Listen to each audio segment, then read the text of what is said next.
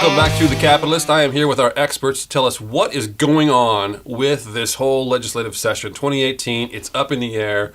We've got Katie Webb from Colony Fast, Chris Dudley from Southern Strategy Group. Katie, you're our resident lawyer, although I don't have you on retainer, but I want you to rely on your legal advice. Tell us about the 72-hour rule that we're faced with. They can't vote on it. What's going on? So the 72-hour rule relates to how they ultimately vote on the budget. Mm-hmm. And there is a constitutional requirement that once the budget is published, that legislators have to wait for 72 hours before they can vote on it. And the original intent of this was back when... ask. Yeah, so it was back when the budget came out on paper. You know, it's obviously a voluminous document. There's a lot to go through.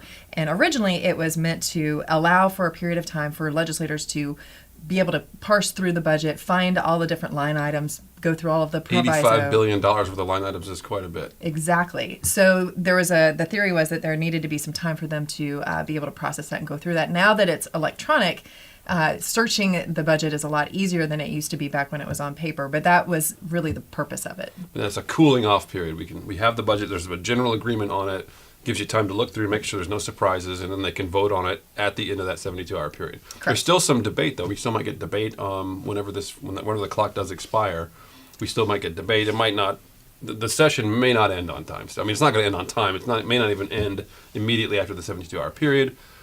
Any other potential surprises that could happen after that point? Well, they could start debating the budget before the 72-hour period is expired. They just can't vote on it until it has expired. So they could. So let's say they could start early in the morning and get the debate out of the way, and then once the clock expires, if everybody's satisfied, boom, vote, go home. That's right, and that's really at the discretion of the presiding officers how they do that. So if it doesn't happen, Chris, if it doesn't happen on time, how many vacations for spring break next week are going to be just wrecked? Lots. Not mine. No, because I'm leaving Saturday morning no matter what. But to Katie's point, I think the trend that's been unique on this budget, but we've seen the last couple of years, there are so many policy decisions that are now tied to the budget, and so you've got education bills, we've got public safety bills. So I mean, the budget is like the ultimate carrot of all carrots, and I think the theory being until we work out some big policy decisions, we're not gonna eat dessert, and so I think that's kind of the position we found ourselves in. They continue to have big open issues that until they resolve policy issues, they're not going to be able to close this budget out. So I don't know how long that'll take. We've got a governor's race to get into. We've got all these other elections that are going to happen. The election cycle will start in earnest once we get out of this thing. Right. So there's a lot of speculation about what Richard Corcoran might do or what he might not do. Does this throw any kind of monkey wrench into that concept of? Some people say, it's a good earned media play for Richard Corcoran to push it back, but I don't really see that as a former political consultant. I don't see how that really helps him. He can't live on earned media alone. Am I right?